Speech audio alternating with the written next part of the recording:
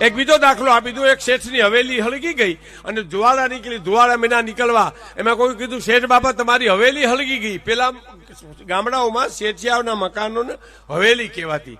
હવેલીમાં આગ લાગી ગઈ તો ધુવાડે મારી હવેલી હળગી ગઈ એના નીકળે તો તા તો માથા મીના પછાડવા, મારું બધું બળી ગયું.